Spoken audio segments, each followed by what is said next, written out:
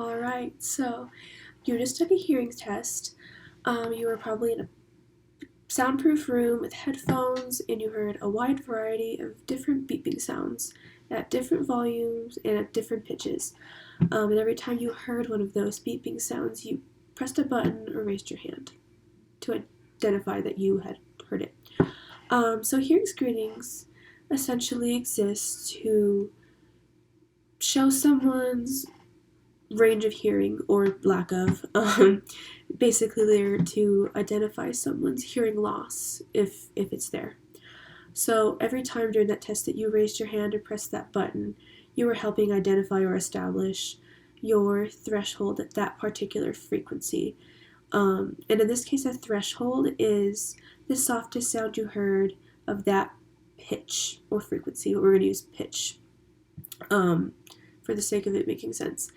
So you'll have multiple frequencies. It's going to show the softest sound that you can hear across a range of frequencies, and it can actually be shown graphically on an audiogram. This is what an audiogram looks like, although that doesn't normally have those pictures on it. The graphics do have a purpose, but we'll get to that a little bit later.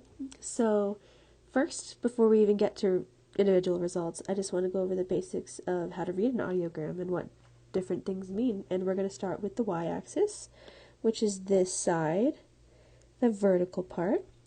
It deals with this side, of course, this line deals with intensity, or I guess loudness.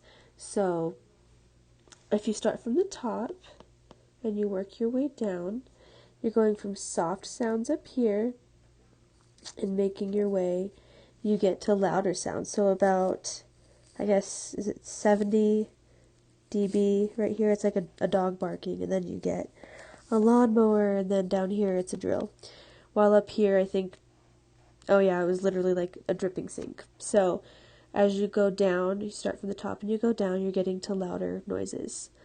If you remember taking the screening or in the test, you probably heard a beeping sound, and as you kept going, you kept hearing it get a little bit louder until you completely switched pitch completely, and that's what that's measuring. So next, on the x-axis, or the horizontal axis, it deals with frequency or pitch as measured in hertz, and it's kind of similar in a sense of how to read it.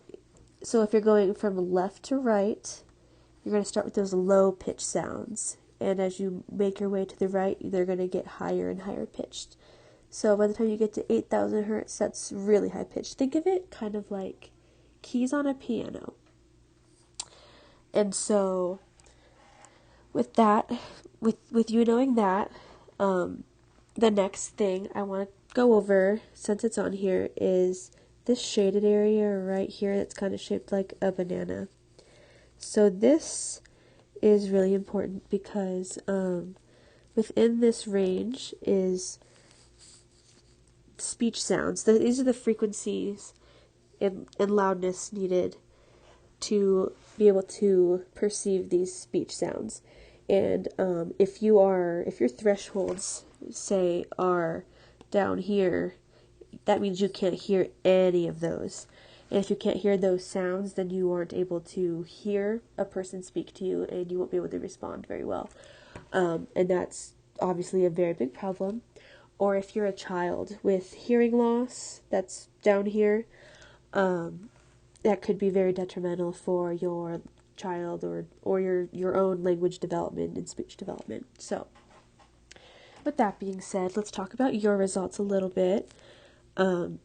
So if you, let's erase that really quick, look at the blue X's and the blue line starting right here.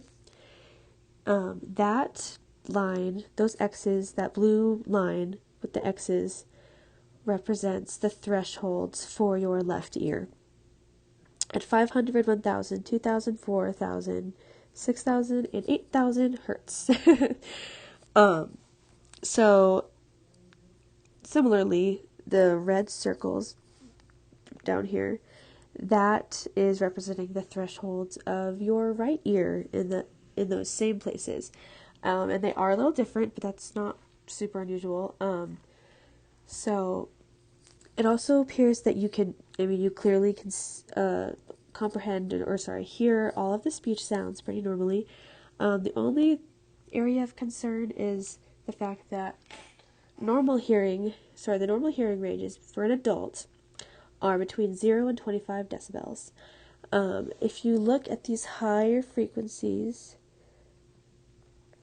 so for your, let me see, around 6,000 for your right ear and 8,000 for your left ear, respectively, they are outside of that normal range just a little bit. The left is at 30 dB and the right is at 35 dB, and that is a little bit out of the normal hearing range.